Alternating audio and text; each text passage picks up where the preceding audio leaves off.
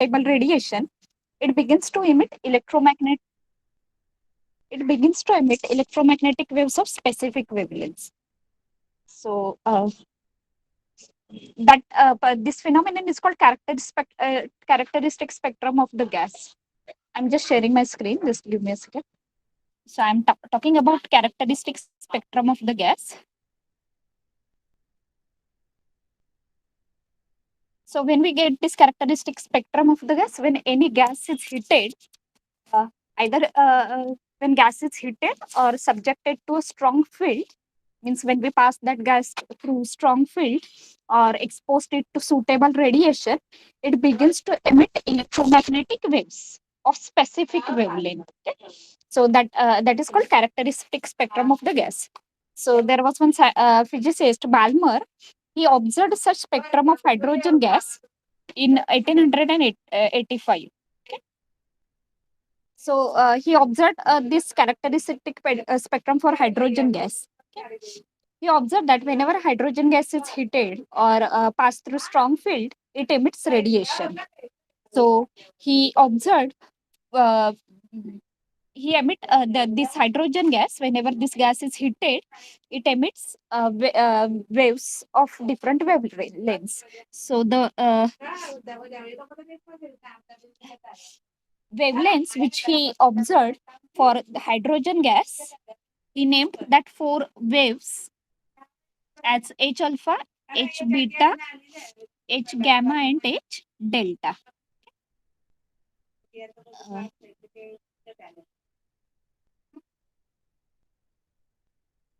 so the value of H alpha, H beta, H gamma, and H delta was 6563 angstrom for H alpha, then 4868 angstrom is the wavelength for H beta, 4341 angstrom for H gamma, and 4202 angstrom for H delta.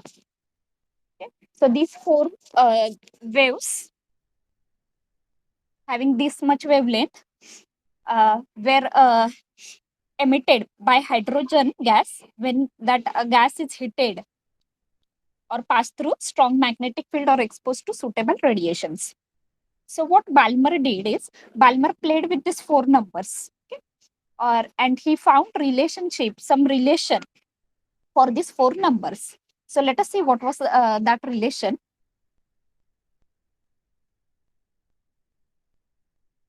So the relation Balmer found for this four number is 1 upon lambda equal to R into 1 upon 2 square minus 1 upon n square. So lambda represent here wavelength. Okay. R is Rydberg constant. Okay.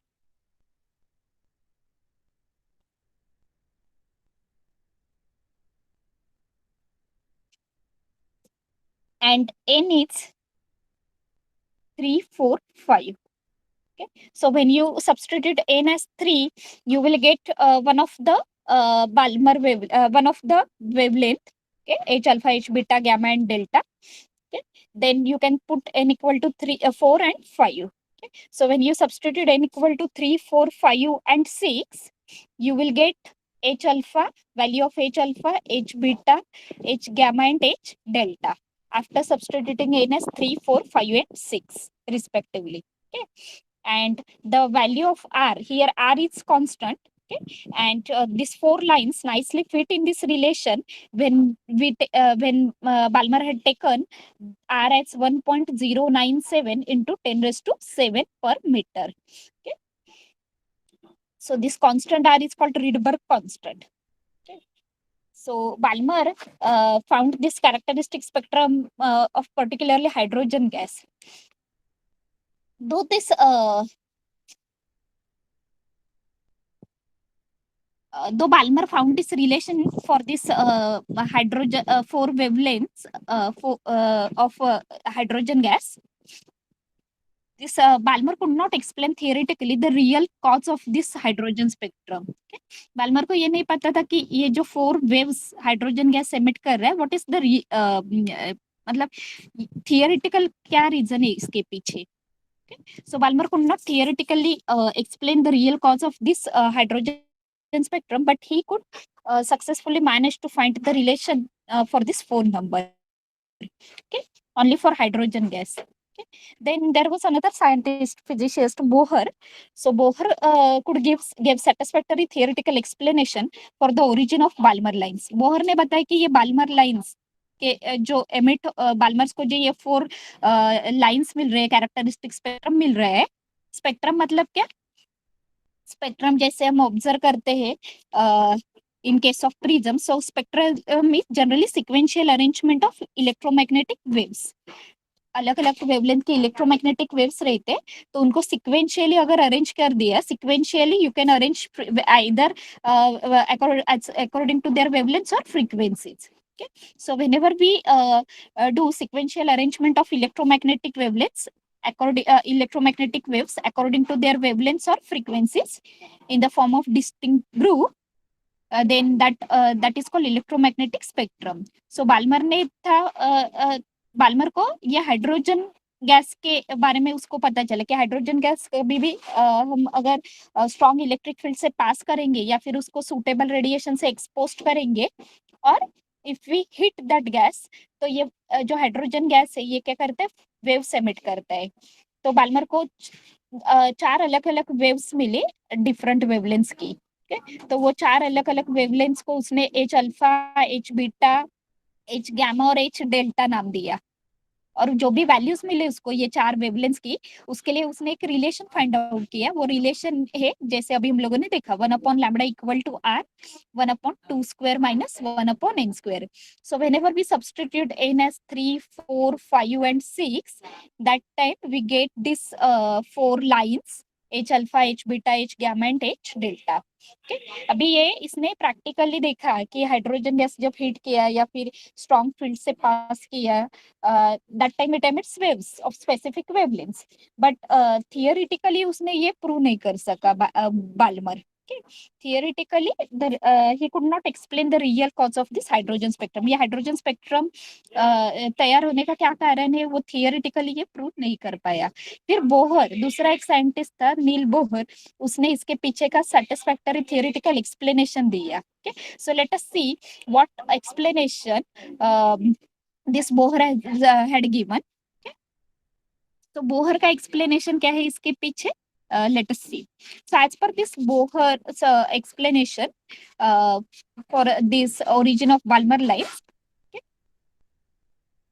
Let me share one image for this. So Bohr ने hydrogen atom के लिए ये particular explanation दिया पहले कि जब भी hydrogen atom normal या फिर अनएक्साइटेड स्टेट में रहते हैं, electron resides in innermost orbit. Okay, which is innermost orbit for any atom? Innermost orbit. जैसे हाइड्रोजन अगर अनएक्साइटेड स्टेट में है, it is whenever it is in normal state, this electron resides in innermost orbit. Innermost orbit means n equal to 1, first orbit में रहता है. Okay? Now the energy of an electron in the ground state is how much? Last time we had discussed. Okay? What is the value of E1? Energy of electron in an unexcited state or ground state और first orbit. First orbit में energy कितनी रहती है electron की?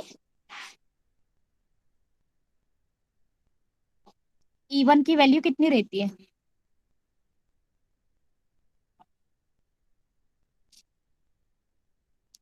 Last time only we had discuss this, but it's 1.3 sorry 13.6 electron volt. Okay? See, whenever this hydrogen atom is in its normal state or ground state, unexcited state में रहता है hydrogen atom, तो उसका जो electron है वो inner most orbit में रहता है, मतलब फर्स्ट ऑर्बिट में रहता है. Okay, for which n is equal to 1. Okay. Now, whenever this electron is in the first orbit, okay, that is ground state, the energy of its energy is minus 13.6 electron volt. Okay. Now, if this atom is subjected to external energy, अगर इस atom को externally energy supply करते हैं हम लोग, और अगर वो एनर्जी माइनस प्लस 13.6 है या फिर इससे भी ज्यादा है, तो ये इलेक्ट्रॉन जो है ये क्या होता है, फ्री हो जाता है, that electron can leave the atom. Okay. Otherwise, it is bounded to the nucleus with electrostatic force of attraction. But whenever we provide energy, external energy, which is equal to or greater than 13.6 volt, जो भी external energy हम provide करते हैं वो अगर equal to या greater than 13.6 electron volt है, तो ये जो इलेक्ट्रॉन है which is bound to the nucleus वो क्या हो जाता है, फ्री हो जाता है। And this process is called ionization. ये प्रोसेस को क्या कहते हैं, आयोनाइजेशन कहते हैं। So remember what is ionization. Ionization process का मतलब क्या है, ionization is knocking off an electron from the atom. Atom से इलेक्ट्रॉन का बाहर निकल जाना, इसको आयोनाइजेशन कहते हैं। और कब ये होता है, जैसे कि हाइड्रोजन एटम के बारे में हम डिस्कस कर रहे हैं। Hydrogen atom has one electron and it is in the ground state, okay, और innermost state whenever that hydrogen atom is unexcited। Normal state में हाइड्रोजन एटम का जो एटम में जो एक इलेक्ट्रॉन है वो ग्राउंड स्टेट में है, फर्स्ट ऑर्बिट में है। और फर्स्ट ऑर्बिट में जब इलेक्ट्रॉन है तब उसके पास कितनी एनर्जी है, -13.6 इलेक्ट्रॉन वोल्ट है। अगर इतनी ही एनर्जी प्लस में +13.6 इलेक्ट्रॉन वोल्ट या फिर उससे भी ज्यादा एनर्जी अगर हम एक्सटर्नली प्रोवाइड करते हैं इस एटम को, तो ये इलेक्ट्रॉन क्या हो जाता है, फ्री हो जाता है। मतलब ये एटम से बाहर निकल सकता है electron when we provide energy +13.6 electron volt और ग्रेटर देन दैट। ठीक है। सो ये जो प्रोसेस है इसको क्या कहते हैं, आयोनाइजेशन कहते हैं। So I hope you are getting this process of ionisation. Ionisation कब कहते हैं, the process of knocking an electron out of the atom. Atom से इलेक्ट्रॉन को बाहर निकलने की जो प्रोसेस रहती है इसको क्या कहते हैं, आयोनाइजेशन कहते हैं। और इसके लिए जो भी एनर्जी की जरूरत है, जरूरी रहती है, energy required to ionize an atom is called ionization energy. Just a minute.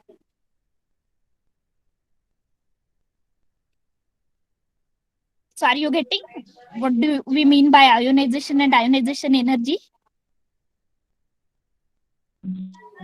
Ionisation का मतलब क्या है कि इलेक्ट्रॉन का एटम से अलग हो जाना, बाहर निकल जाना, इसको आयोनाइजेशन कहते हैं। और इसके लिए जो भी एनर्जी चाहिए इलेक्ट्रॉन को, उस एनर्जी को कहते हैं ionisation energy.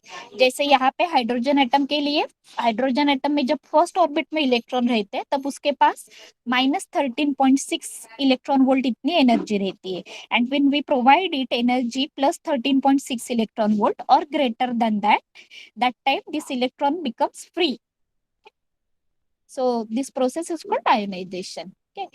Now let us see what happens if the external energy is less than 13.6 electron volt. okay. अभी हम लोगों ने देखा कि अगर इलेक्ट्रॉन को फ्री होना है एटम से तो इसको +13.6 इलेक्ट्रॉन वोल्ट चाहिए या फिर इससे ज्यादा। But suppose the external energy which we are providing to this atom, if this energy is less than +13.6 electron volt, then what happens? Now if the absorb energy, जो भी एक्सटर्नल एनर्जी हम provide कर रहे हैं electron को, atom को, वो अगर +13.6 इलेक्ट्रॉन वोल्ट से कम है तो इलेक्ट्रॉन क्या करता है, इलेक्ट्रॉन फ्री तो नहीं हो पाएगा क्योंकि फ्री होने के लिए उसको इतनी एनर्जी चाहिए +13.6 electron volt. So in that case, whenever the absorbed energy is less than +13.6 electron volt, then the electron jumps to higher permitted orbits. Instead of becoming free, okay, from the atom, the electron jumps to higher permitted orbits. And whenever this happens, that instead of becoming free from the atom, when electron jumps to higher permitted orbits, an atom is said to be in excited state। तब हम क्या बोलते हैं, atom excited state में गया। जैसे इस diagram में दिखाया है, यहाँ पे पहले तो इलेक्ट्रॉन ग्राउंड स्टेट में है। मैं क्लियर करके फिर से ये शेयर करती हूँ डायग्राम।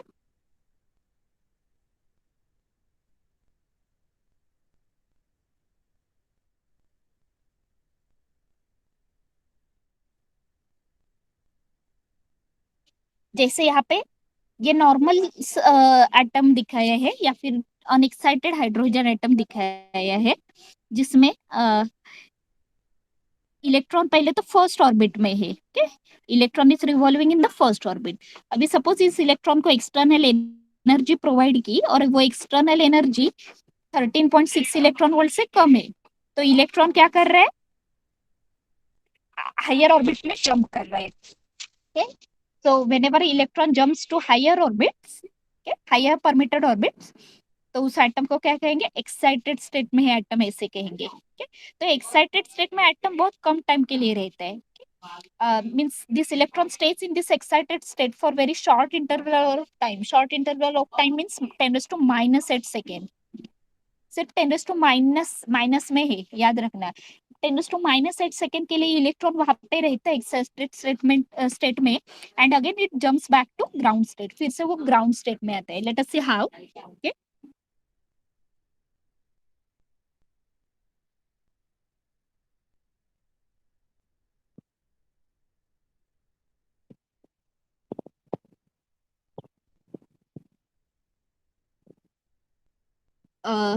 सो सी हियर, पहले यहाँ पे न्यूक्लियस दिखाई है सेंटर में with red colour, red sphere. Okay, then electrons दिखाए हैं दो फर्स्ट ऑर्बिट में, के ग्राउंड स्टेट में है। okay? अभी जैसे ही कोई सपोज फोटोन इंसिडेंट हुआ या फिर रेडिएशन के रेडिएशन में ये एटम या फिर ये गैस है जो भी है कुछ एक्सपोज कर दिया, तो इस इलेक्ट्रॉन को, इस एटम को एनर्जी मिली।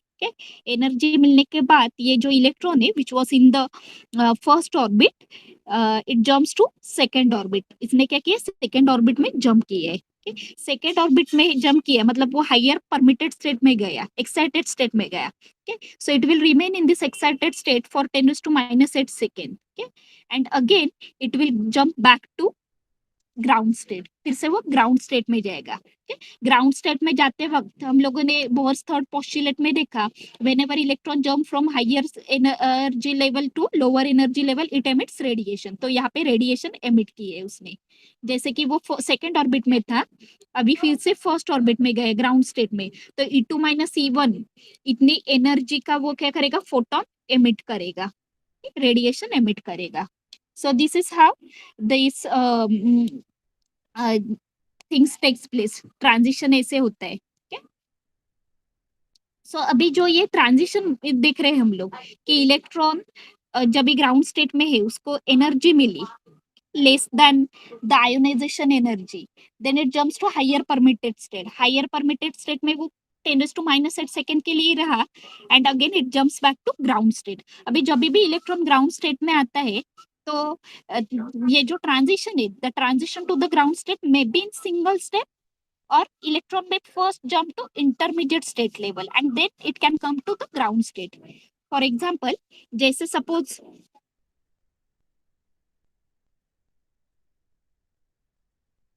ये न्यूक्लियस है,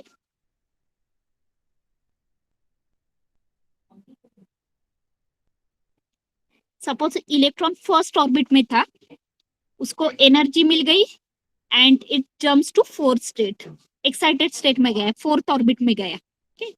तो अभी एक्साइटेड स्टेट में 10⁻⁸ सेकेंड के लिए इलेक्ट्रॉन रहेगा, and again it will come back to ground state. अभी ग्राउंड स्टेट में आते वक्त ऐसा हो सकता है कि इलेक्ट्रॉन डायरेक्टली फोर्थ ऑर्बिट से फर्स्ट ऑर्बिट में आ गया, या फिर वो इंटरमीडिएट स्टेप भी ले सकते हैं। इंटरमीडिएट स्टेप मतलब वो फोर्थ से थर्ड ऑर्बिट में आया, फिर थर्ड से सेकंड में आया और सेकंड से फर्स्ट में आया, या फिर ऐसे हो सकता है कि इलेक्ट्रॉन फोर्थ से सेकंड में और देन सेकंड से फर्स्ट में आया। So electron can follow, can take any intermediate states. Directly वो फोर्थ से फर्स्ट में ही वापस आएगा ऐसे जरूरी नहीं है, वो फोर्थ से सेकंड में जाके फिर फर्स्ट में आ सकता है, फोर्थ से थर्ड में जाके फिर सेकंड में फिर फर्स्ट में आ सकता है, फोर्थ से थर्ड में जाके डायरेक्ट थर्ड से फर्स्ट में आ सकता है। It can, this transition to the ground state can be single step or in multiple step.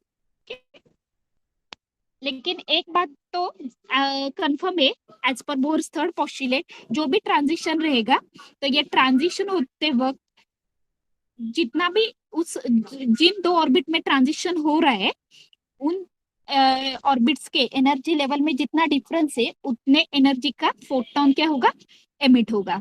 जैसे सपोज यहाँ पे इलेक्ट्रॉन अगर फोर्थ से थर्ड ऑर्बिट में जंप कर रहा है while coming back to the ground state, तो E4 - E3 ये फोर्थ और थर्ड ऑर्बिट के एनर्जी में जितना डिफरेंस है उतने डिफरेंस का फोटोन क्या होगा, एमिट होगा। okay?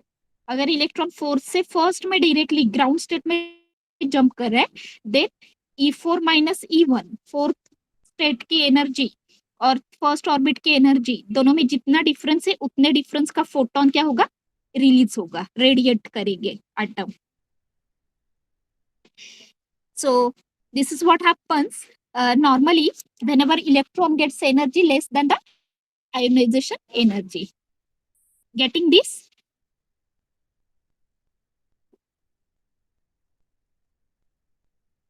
समझ में आ रहा है क्या ये? तो यहाँ पे जो दो की ओके सो दो इम्पोर्टेंट थिंग जो हम लोग यहाँ पे देख रहे हैं, एक तो ionization energy and excitation energy. Ionization energy किसको कहते हैं और एक्साइटेशन एनर्जी किसको कहते हैं। So again I am just defining this to.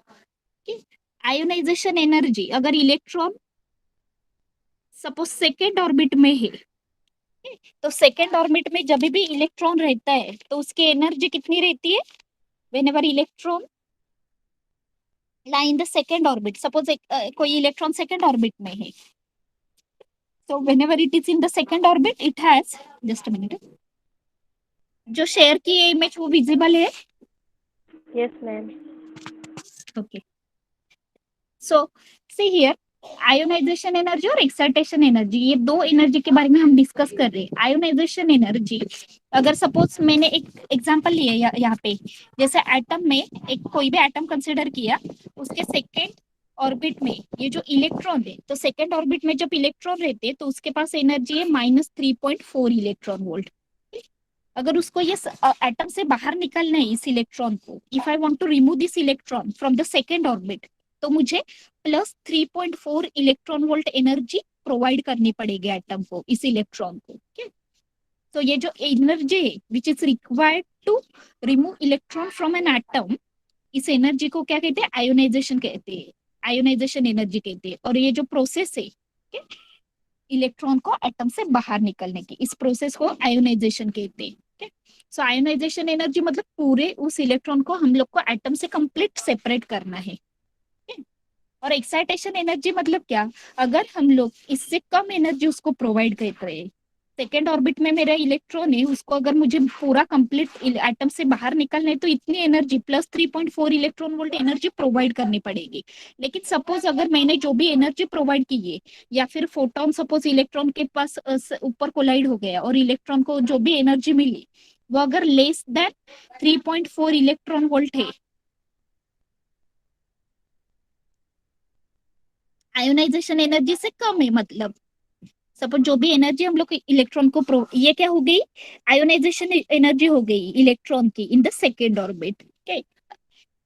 अगर इससे हम लोग कम एनर्जी प्रोवाइड कर रहे हैं, एक्सटर्नल एनर्जी जो भी हम प्रोवाइड कर रहे हैं वो अगर ये आयोनाइजेशन एनर्जी से कम है, तो ये क्या होगा, सेपरेट नहीं होगा एटम से, बट वो हायर परमिटेड ऑर्बिट्स में जाएगा। ये जो इलेक्ट्रॉन है सेकेंड ऑर्बिट में, वो सेपरेट नहीं होगा, एटम से बाहर नहीं निकलेगा, but it will jump to some higher permitted orbit, जैसे third fourth, depend on how much energy it is absorbing, कितनी एनर्जी वो एब्सॉर्ब कर रहा है, कितनी एनर्जी उसको मिल रहा है, उसके ऊपर डिपेंड है कि वो कौन से हायर परमिटेड ऑर्बिट में जाएगा। जो भी हायर परमिटेड ऑर्बिट में जाएगा उस ऑर्बिट में वो 10⁻⁻8 सेकेंड के लिए रहेगा, and again it will jump back to ground state. फिर से वो जो उसकी स्टेट थी नॉर्मल, जिस स्टेट में वो था पहले, उस स्टेट में रिटर्न आएगा। तो अभी इस दोनों ये जो दोनों एनर्जी है, ionization energy and excitation energy, we will see some problems based on this. Okay, before that let us see the expression for this two excitation energy.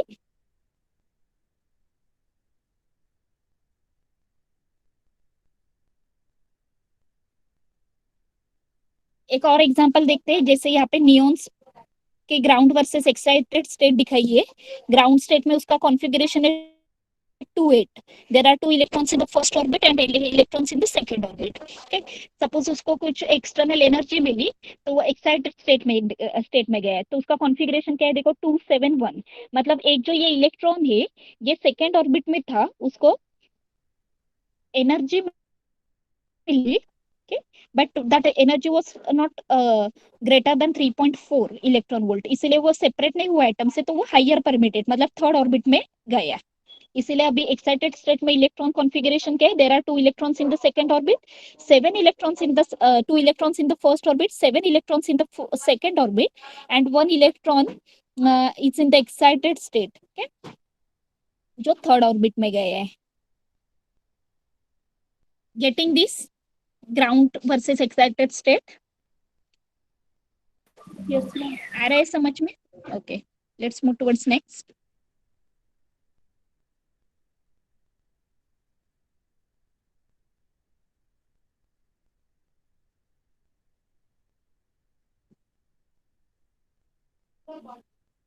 Okay,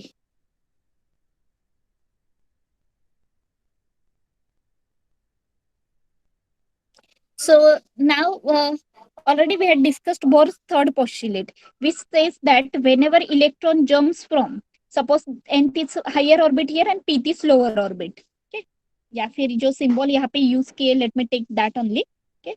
Suppose n1 है lower energy orbit and n2 है higher energy orbit.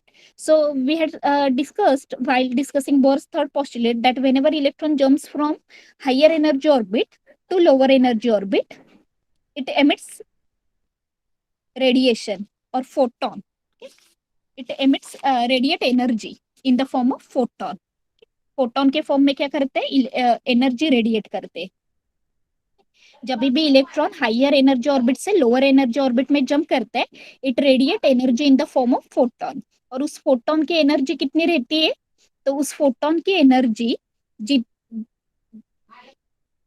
जिस orbit में electron का transition हो रहा है उन दो ऑर्बिट्स के एनर्जी डिफरेंस कितनी रहती है. जैसे सपोज यहाँ पे N2 ऑर्बिट में इलेक्ट्रॉन की एनर्जी है En2 और N1 ऑर्बिट में इलेक्ट्रॉन की एनर्जी है En1. तो N2 ऑर्बिट से N1 ऑर्बिट में जंप करते वक्त इलेक्ट्रॉन जो फोटोन एमिट करेगा उस फोटोन की एनर्जी E कितनी होगी, En2 माइनस En1. ये हमारा बोहर्स का थर्ड पोस्टुलेट था,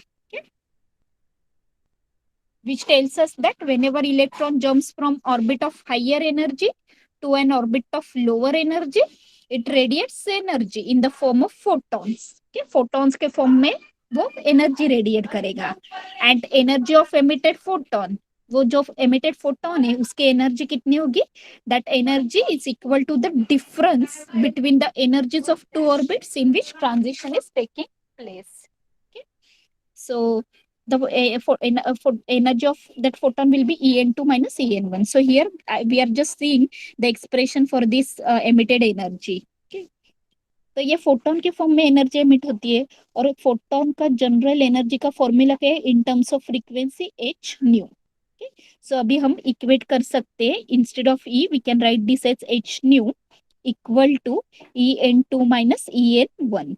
So we will get this expression, energy emitted in the transition h nu is En2 minus En1. Okay. Then last time we had seen the expression for energy of electron in nth orbit. Okay. तो suppose electron अगर n1 orbit में revolve हो रहे हैं तो उसकी energy कितनी होगी, तो जनरल फॉर्मूला क्या है एनर्जी का, minus m e⁴ z square upon 8 epsilon 0 square h square और ऑर्बिट नंबर का स्क्वायर. अगर इलेक्ट्रॉन सेकेंड ऑर्बिट में N2 ऑर्बिट में मूव हो रहा है, रिवॉल्व हो रहा है, तो उसकी एनर्जी क्या होगी, minus m e⁴ z square upon 8 epsilon 0 square h square N2 square. तो ये En1 En2 की जो वैल्यू है वो इसमें सब्स्टिट्यूट कर देंगे. एंड सॉल्विंग दिस, अभी यहाँ पे एनर्जी इमिटेड क्या लिखा है, h टाइम्स न्यू. h मतलब प्लैंक्स कांस्टेंट, न्यू मतलब फ्रीक्वेंसी. फ्रीक्वेंसी के टर्म में हम लोगों ने उस फोटोन की वैल्यू लिखी.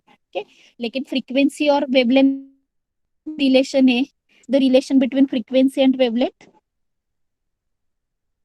अगर सपोज इस ट्रांजिशन में इलेक्ट्रॉन न्यू इतने फ्रीक्वेंसी का फोटोन एमिट कर रहा है,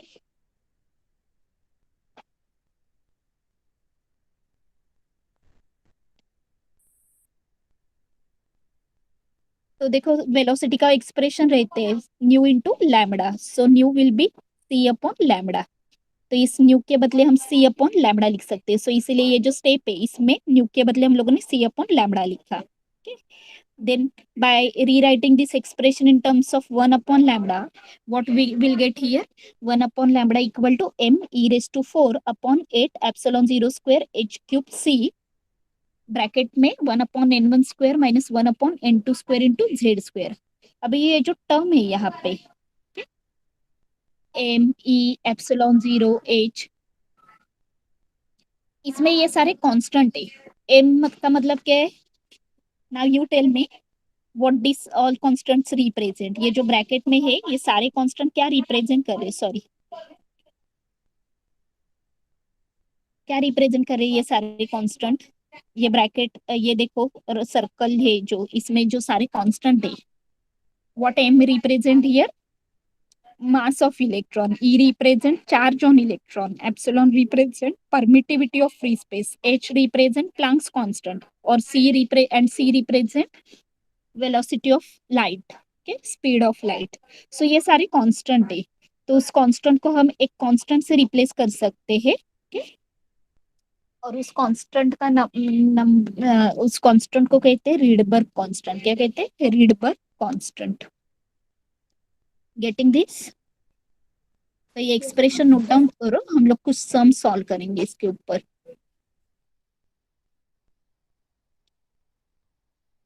one upon lambda equal to, मतलब हायर ऑर्बिट से लोअर ऑर्बिट में जंप करते वक्त इलेक्ट्रॉन जो रेडिएशन एमिट करेगा, फोटोन एमिट करेगा ना, वेव एमिट करेगा, उसकी वेवलेंथ हम इस एक्सप्रेशन से मेजर कर सकते, कैलकुलेट कर सकते हैं। 1 upon lambda equal to R into 1 upon n 1 square minus 1 upon n2 square into z square, ये last expression.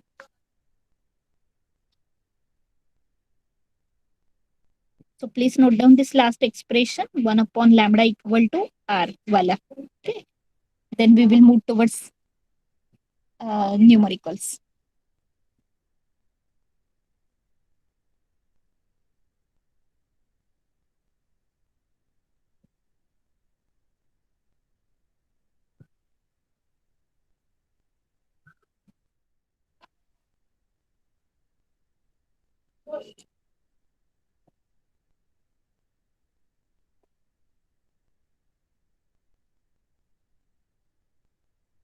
Note it down. Yes, ma'am. Okay, so let's move towards next. Okay, see here. So what are the given things here?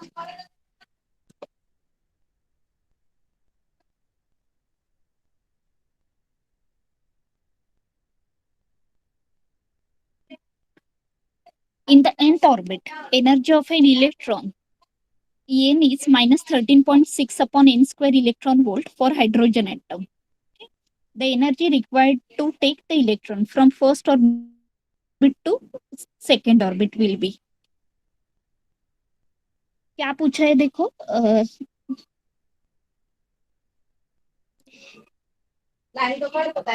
Electron nth orbit में है and whenever it is in the nth orbit its energy is this much, En is equal to minus 13.6 upon n square electron volt। okay? अभी इस electron को जो first orbit में है उसको अगर सेकंड ऑर्बिट में लेके जाना है तो कितनी एनर्जी लगेगी? So how will you, second orbit में जा रहे हैं मतलब वो इलेक्ट्रॉन क्या हो रहा है? फर्स्ट ऑर्बिट में इलेक्ट्रॉन था, वो सेकंड ऑर्बिट में जा रहे हैं, means that electron is undergoing excitation, excited state में जा रहे हैं। तो एक्साइटेड स्टेट में उसकी एनर्जी क्या होगी वो हमें फाइंड आउट करना है। Okay, how much energy is required to take electron from first orbit to second orbit. तो एक्साइटेशन एनर्जी का एक्सप्रेशन क्या है पहले देखते हैं। So remember the energy of excitation. It's given by this expression E final minus E initial. मतलब finally उसको कौन से ऑर्बिट में जाना है और इनिशियली वो कौन से ऑर्बिट में था, उन दो ऑर्बिट्स में के एनर्जी में जो डिफरेंस होगा, द डिफरेंस, जितना डिफरेंस होगा उतनी एनर्जी उसको उस इलेक्ट्रॉन को एक्साइट होने के लिए लगेगी. डी आंसर होगा. डी आंसर होगा. देखते हैं. तो देखो यहाँ पे पहले फर्स्ट ऑर्बिट में उसकी एनर्जी कितनी होगी, कैलकुलेट करो और बताओ कितनी होगी फर्स्ट ऑर्बिट में उसकी energy. When electron is in the first orbit, उसका nth ऑर्बिट में जब इलेक्ट्रॉन है तो उसका जनरल फॉर्मूला दिया हुआ है. And what we have asked the energy required to take electron from first orbit to second orbit. So यहाँ पे इनिशियली इलेक्ट्रॉन फर्स्ट ऑर्बिट में था, और फाइनली वो सेकंड ऑर्बिट में उसको जाना है. तो ये एक्सप्रेशन क्या होगा, ई एक्साइटेशन का, एक्साइटेशन एनर्जी का फॉर्मूला है ई initial minus E final. Initially electron was in the first orbit and finally it has to move to the second orbit. So E excitation here will be E2 minus E1. Now we have to calculate E1 and E2, energy of electron in second orbit and first orbit. तो calculate करो second orbit में electron की energy कितनी होगी, first orbit में electron की energy कितनी होगी. E1 का En का expression दिए है. तो हमें अगर फर्स्ट ऑर्बिट का निकालना है तो E1 विल बी -13.6 अपॉन, ये फॉर्मूला में यूज कर रही हूँ. Energy of electron in nth orbit is -13.6 upon n square. So energy of electron in first orbit will be -13.6. First orbit के लिए ए होगा. देखते हैं. सो फर्स्ट ऑर्बिट में देखो इलेक्ट्रॉन की एनर्जी क्या है, -13.6 अपॉन 1 स्क्वायर, मतलब -13.6. अभी सेकेंड ऑर्बिट में कितनी एनर्जी होगी इलेक्ट्रॉन की, तो यही एक्सप्रेशन हम रीराइट कर सकते हैं. ये मैं एक्सप्रेशन लिखती हूँ E2 के लिए. E2 will be -13.6 upon 2 square.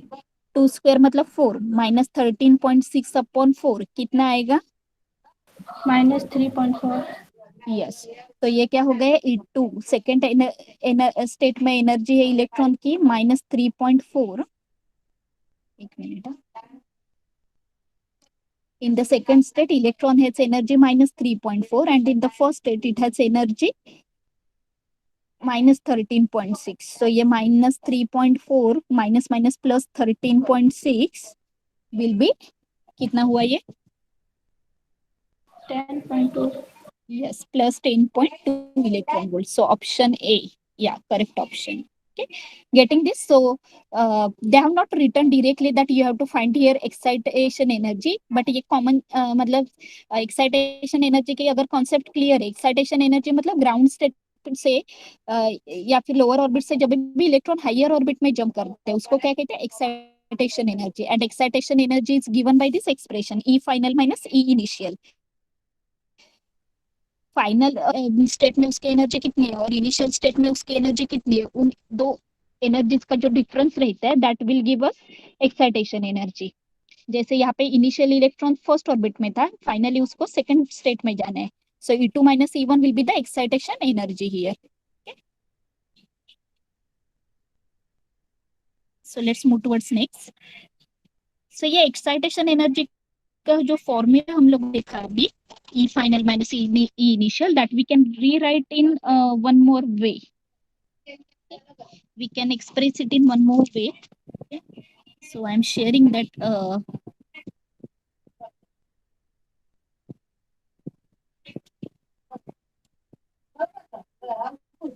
देखो यहाँ पे लेट अस अज्यूम दैट कि ई इनिशियल मतलब क्या, energy of electron in lower level. किसी भी इनिशियली, जैसे अभी के सब में देखा इनिशियली इलेक्ट्रॉन फर्स्ट ऑर्बिट में था, तो कोई भी लोअर लेवल में जो इलेक्ट्रॉन है उसकी एनर्जी ई इनिशियल से डिफाइन करते हैं. और ई फाइनल मतलब क्या, energy of electron at excited level. जैसे कि सपोज वो फर्स्ट ऑर्बिट से थर्ड ऑर्बिट में गया तो उसकी इनिशियल एनर्जी फर्स्ट ऑर्बिट में हम ई इनिशियल से रिप्रेजेंट करेंगे और फाइनली वो थर्ड ऑर्बिट में है तो इसकी फाइनल एनर्जी ई फाइनल से रिप्रेजेंट करेंगे. सो यहाँ ई इनिशियल है E1 energy of electron in first orbit, और फाइनल एनर्जी है E3, energy of electron in third orbit, because finally वो किस में जा रहे हैं, थर्ड ऑर्बिट में जा रहे हैं. सो ई इनिशियल मतलब energy of electron in lower level and E final मतलब energy of electron at excited level. अभी ई फाइनल का एक्सप्रेशन कैसे है, जनरल एक्सप्रेशन एनर्जी का लिखा, -m(e⁴z² upon 8 ε0² h² nf². nf का क्या है, फाइनल ऑर्बिट इलेक्ट्रॉन की, एंड ई इनिशियल क्या है, same expression -m(e⁴z² 8 ε0² h² ni². ni का क्या रिप्रेजेंट करिए, ni है इनिशियल ऑर्बिट जिसमें इलेक्ट्रॉन है, और nf क्या रिप्रेजेंट कर रहा है, फाइनल ऑर्बिट जिसमें इलेक्ट्रॉन मूव हुआ है. तो एक्साइटेशन एनर्जी का expression just now we have seen, excitation energy E final minus E initial. दोनों में ये वैल्यू सब्स्टिट्यूट की, E final minus E initial. ये एक्सप्रेशन सॉल्व किया. अभी यहाँ पे जो ये कांस्टेंट मिला है -m(e⁴ε0² h², अगर मैं इसको C(h) से डिवाइड कर दूं,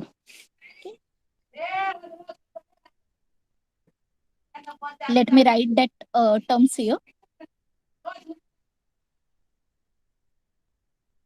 देखो यहाँ पे एक्सप्रेशन क्या है, m(e⁴ 8 ε0² h² है. अगर इस टर्म को मैं CH से डिवाइड कर दूं तो क्या मिलेगा, m(e⁴ 8 ε0² h³ c. तो ये जो टर्म है इसको हम लोग कहते हैं रिडबर्ग कांस्टेंट. सो इसको रिडबर्ग कांस्टेंट से रिप्लेस करने के लिए I have multiply and divide this by CH. So multiply और डिवाइड करने के बाद ये जो टर्म मिली वो है R, रिडबर्ग कांस्टेंट, और इसीलिए ये एक्साइटेशन एनर्जी का एक्सप्रेशन हुआ -R into 1/nf² -1/ni² z² ch. So this is one more expression, okay, और one more form of excitation energy. Excitation energy इस फॉर्म में भी लिख सकते हैं.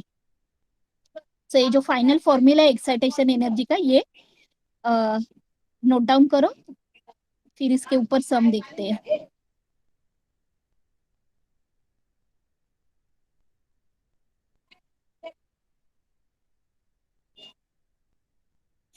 I hope you are getting this formula. Formula सिर्फ वही है, final energy minus initial energy, सिर्फ हम लोग क्या करें, उसको रिडबर्ग कांस्टेंट के टर्म में एक्सप्रेस कर रहे हैं.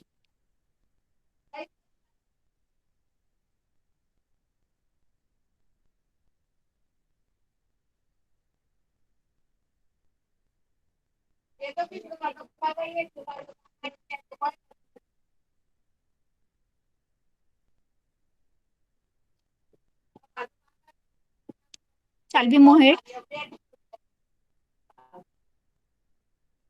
Yes, ma'am.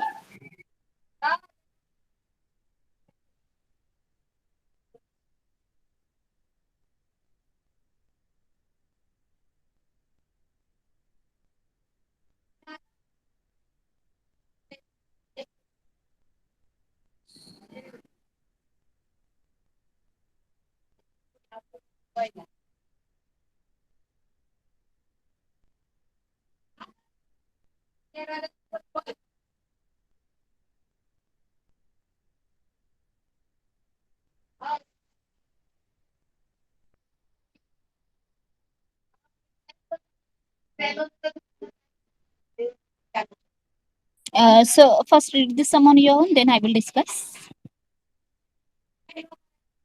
So read this and tell me how will you go for this.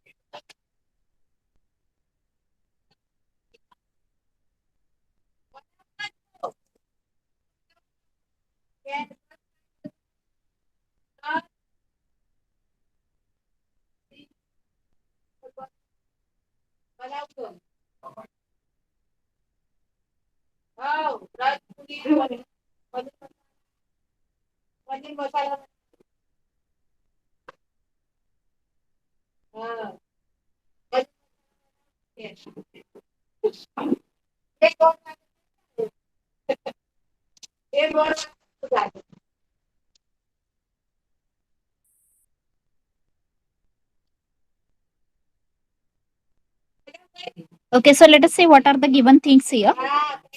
For the hydrogen atom, the energy of radiation emitted in the transition from fourth excited state to second excited state according to Bohr's theory.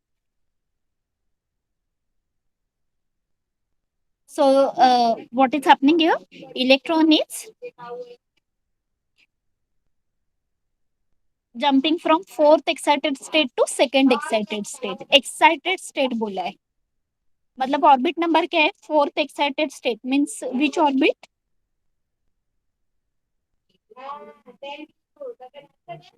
Fourth excited state मतलब कौन सी orbit?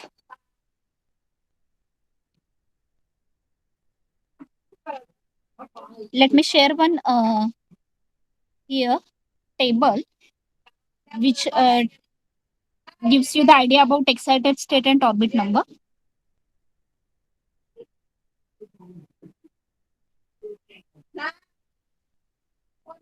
ये table save करके रखो. Principal quantum number orbit excited state दिए. So याद रखो, whenever electron is in the first orbit उसको क्या कहते हैं? ग्राउंड स्टेट कहते हैं. Whenever electron is in the second orbit, it indicates the first excited state. If electron is in the third orbit, it indicates second excited state, and so on. Okay. So हमें जो question दिया था अभी, उस question में क्या दिया था? Electron is jumping from fourth excited state to second excited state. तो फोर्थ एक्साइटेड स्टेट मतलब ऑर्बिट कौन सी? Fourth excited state means which orbit? 5. Fifth orbit. Okay. And second excited state means वो इलेक्ट्रॉन क्या कर रहा है? फोर्थ से सेकेंड एक्साइटेड स्टेट में जा रहे हैं. Excited state means it is jumping from fifth orbit to third orbit. Is this clear to you? Yes, ma'am. Okay. So हमें क्या करना है कि कितने एनर्जी वो एमिट करेगा वो मेजर करना है. सो कितनी एनर्जी एमिट करेगा? करते हैं इलेक्ट्रॉन फिफ्थ ऑर्बिट में उसकी जितनी एनर्जी है और थर्ड ऑर्बिट में उसकी जितनी एनर्जी है, उन दो एनर्जी में कितना डिफरेंस है, उतनी एनर्जी इलेक्ट्रॉन क्या करेगा? एमिट करेगा. So you have to calculate E5 minus E3. Bohr's third postulate क्या बोलते हैं? जिस दो ऑर्बिट में इलेक्ट्रॉन का ट्रांजिशन होता है, उस दो ऑर्बिट के डिफरेंस उतनी एनर्जी इलेक्ट्रॉन क्या करता है? एमिट करता है. सो यहाँ पे ट्रांजिशन हो रहा है from fifth orbit to third orbit. So the energy of emitted photon will be E5 minus E3. So you have to simply calculate E5 minus E3. Okay. So I'm going back to the question. So solve this. Now you know what you have to do. You have to simply find out E5 minus E3. C होगा. C है, देखते हैं. So E5, okay. E5 मतलब E1 upon 5 square. हम लोगों ने देखा है, क्योंकि एनर्जी का general expression En is equal to क्या है? जनरल एक्सप्रेशन एनर्जी का E1 upon n square minus obviously है. एंड तो ये आ गया -13.6 अपॉन 25. एंड E3 क्या होगा? E3 will be E1 upon 3 square. So -13.6 upon 9. तो E5 माइनस E3 क्या लेंगे? इनका डिफरेंस लेंगे. Yes, and if you solve this difference, then you will get the energy emitted here, okay, during this transition. So it's 13.6 upon 25 minus 13.6 upon 9. Okay, solve this, you will get 0.976, correct answer.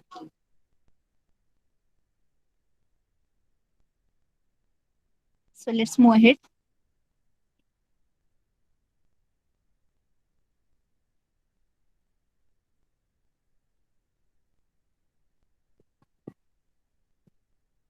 So here logical thinking is required. Read this sum and tell me what do you think, what will be the correct answer here.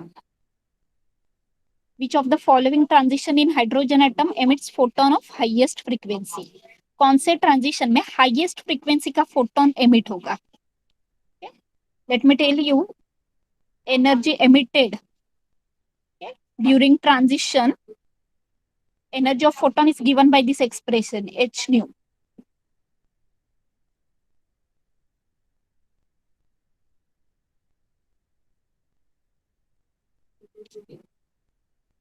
Means energy is directly proportional to frequency.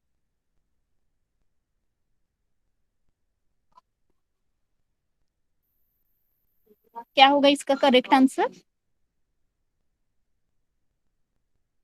n equal to 1 2, n equal to 2 है, 2 2 1 2 2 6 6 2 2। पहले तो electron photon कब emit करता है? When it jumps from higher orbit to lower orbit ना। जब भी higher energy orbit से लोअर एनर्जी ऑर्बिट में इलेक्ट्रॉन जंप करता है, that time it emits photon. तो देखो ऑप्शन ए जो है, ये ऑप्शन ए क्या कहते हैं, n equal to 1 to n equal to 2, मतलब वो फर्स्ट ऑर्बिट से सेकंड ऑर्बिट में जा रहा है। तो फर्स्ट ऑर्बिट से सेकंड ऑर्बिट में जाते वक्त इलेक्ट्रॉन फोटोन एमिट करेगा क्या? कर सकता है क्या इलेक्ट्रॉन फोटोन एमिट? अगर n इक्वल टू 1 टू 2, मतलब वो लोअर ऑर्बिट से हायर ऑर्बिट में जा रहा है, लोअर ऑर्बिट से हायर ऑर्बिट में जाते वक्त फोटोन एमिट कर सकते हैं।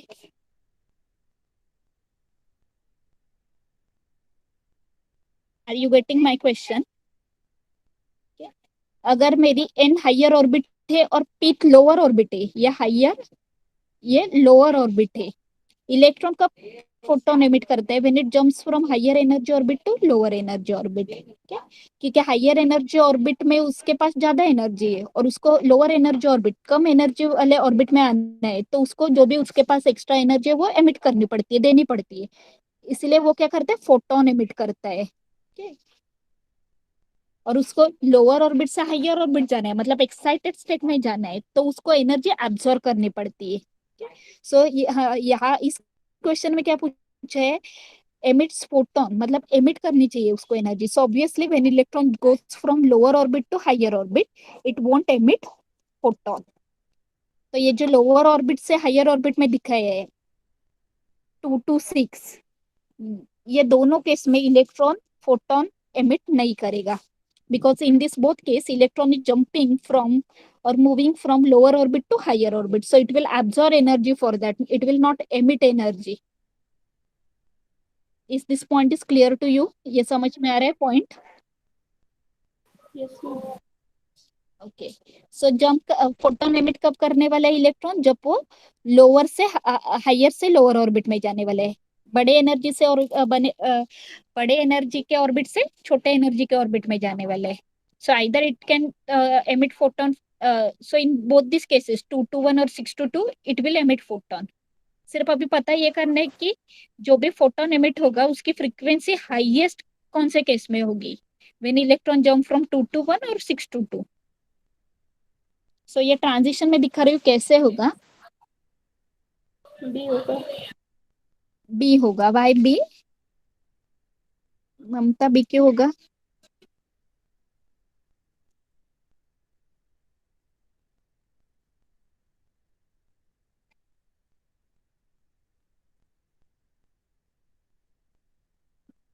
एक मिनट। नहीं मैम, D होगा। ऐसे में पूछ रही हूँ इसलिए मत बदलो आंसर।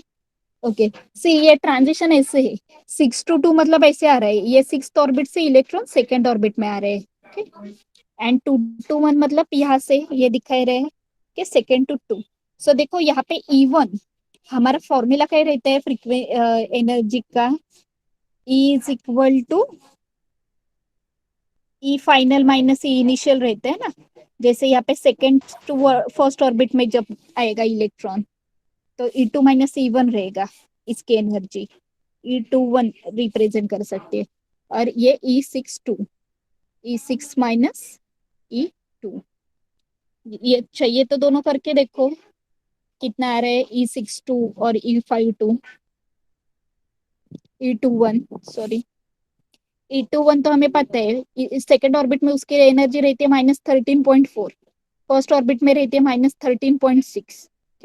सो ये E2 - E1 आता है +10.2 इलेक्ट्रॉन वोल्ट।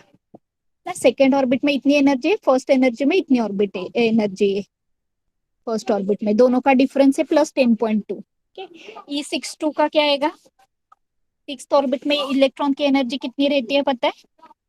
कैलकुलेट कर सकते हैं फॉर्मूले से। क्या फॉर्मूला यूज करोगे? E6 equal to -13.6 upon 6 square. देखो E6 क्या आ रहा है?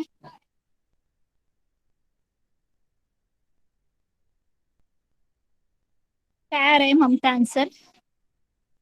ममता एंड मनीषा।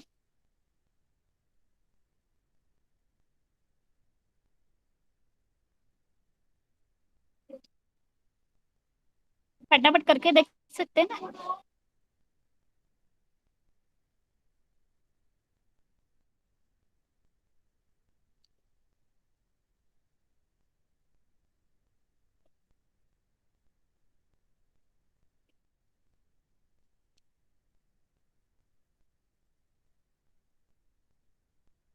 मैम 3 पॉइंट कुछ आएगा।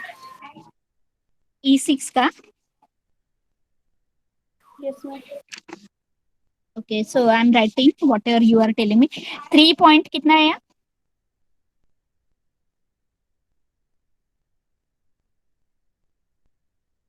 Just give me a second.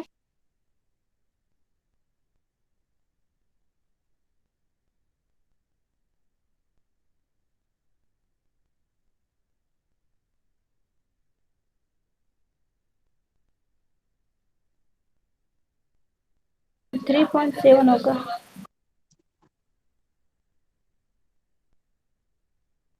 Yes, I'm just refreshing my screen.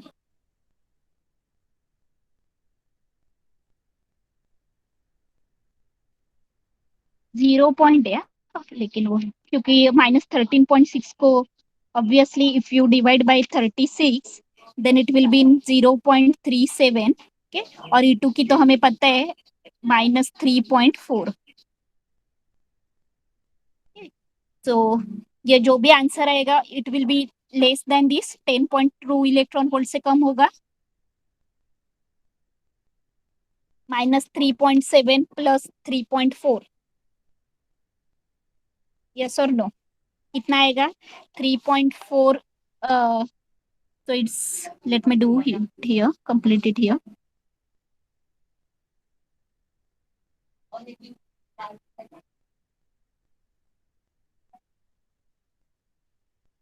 0.03 मिल रहा है मुझे।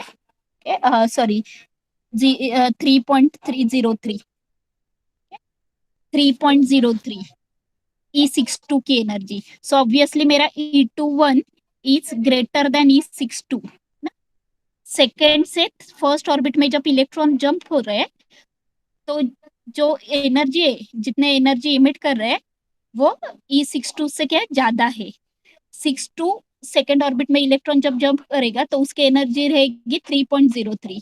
When electron jump from second orbit to first orbit that time it will emit photon of energy E21 which is greater than E62। Okay, और energy, लेकिन हम लोग को energy के बारे में नहीं पूछे, हम लोग को फ्रीक्वेंसी के बारे में पूछे है ना, कि हाईएस्ट फ्रीक्वेंसी फोटोन कैसा होगा। तो एनर्जी और फ्रीक्वेंसी में क्या रिलेशन है? एनर्जी और फ्रीक्वेंसी का क्या रिलेशन है? Energy of photon, general formula क्या है energy of photon? Energy of photon is given in terms of frequency as h nu। Energy of each emitted photon is given by this expression h nu, so which indicates that E is directly proportional to frequency। Okay, so we have seen that out E21 or E62 में E21 is greater than E62, means since here direct relationship is there, the frequency of emitted photon during this transition will be greater than the frequency of electron during this transition 6 to 2। तो answer क्या आएगा? Correct option यहाँ पे, photon of higher frequency will be emitted if transition takes place from n equal to 2 to n equal to 1। So option B is correct as you have said earlier। Getting this? Yes ma'am. So अगर पहले तुम लोग को बताना है कि कौन से ट्रांजिशन में फोटोन की फ्रीक्वेंसी हाईएस्ट रहेगी या फिर लोवेस्ट रहेगी, then you have to first find out energy, कि कौन से ट्रांजिशन में एनर्जी कम है, कौन से ट्रांजिशन में एनर्जी ज्यादा है. Then you can go for this relation because energy is directly proportional to frequency. So I'm stopping here since very few students have joined today in the morning, in this morning session. I will continue on Friday this topic. Okay. Till that time, I'm sharing two sums. Okay. For your practice, try those sums, and we will discuss that those in the next lecture. Okay. So please save this or take a screenshot. ये sums करके रखना. These two and two more I will share. So 4 sums you have to practice so that ये जो topic है excitation energy and ionization energy का, ये फिर से repeat करने की जरूरत नहीं है. For this sum where you have to find wave number, okay, can anybody tell me what is the relation? We have seen the expression for wavelength 1 upon lambda. Okay, how will you define wave number? Wave number कैसे define करते, कोई बता सकता है?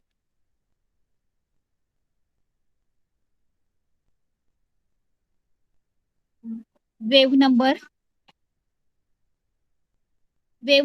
See, wave number is denoted by nu bar, and it is number of waves of wavelength in lambda 1 meter.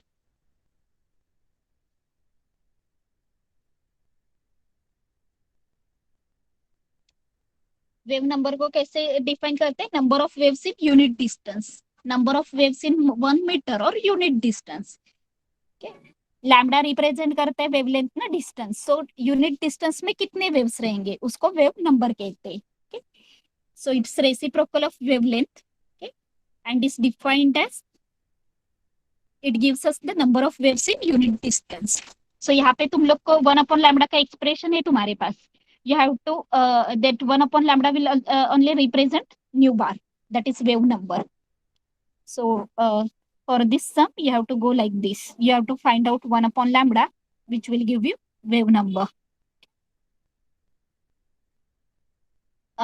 Noted these two questions? Yes, ma'am.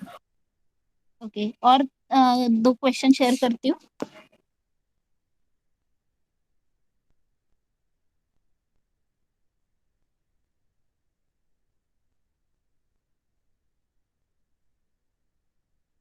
Again, the last question we had discussed, this is similar to that. सिर्फ वहां पे frequency पूछी थी, यहाँ पे wavelength पूछा है.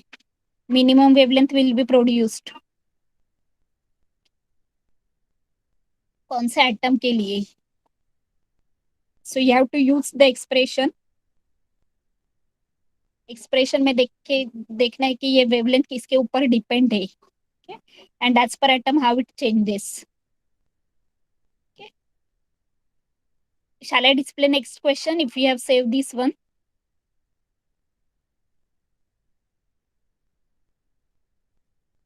हुआ ये सेव करके?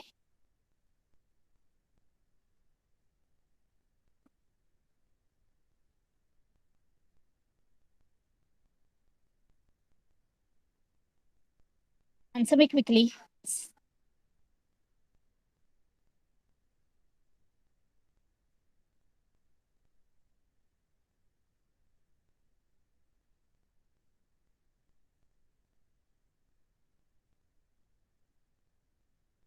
Mamta Saloni, done with this.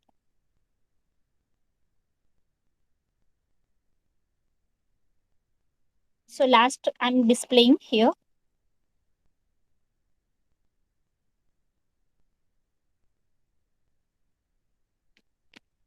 ये और एक sum, ये 4 sum. Next time I want answers from you for these 4 sums. Okay?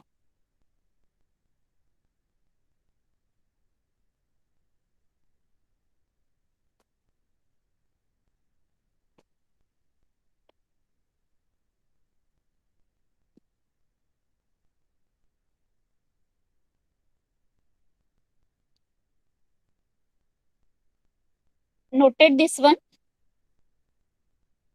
Yes, ma'am. Okay, so I'm stopping here. Anyone have any query in today's topic? No, ma'am.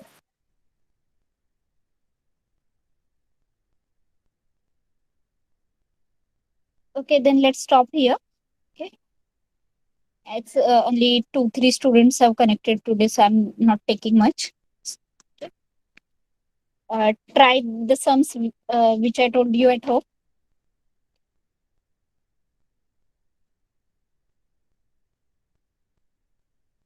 See you on Friday then. Okay, ma'am.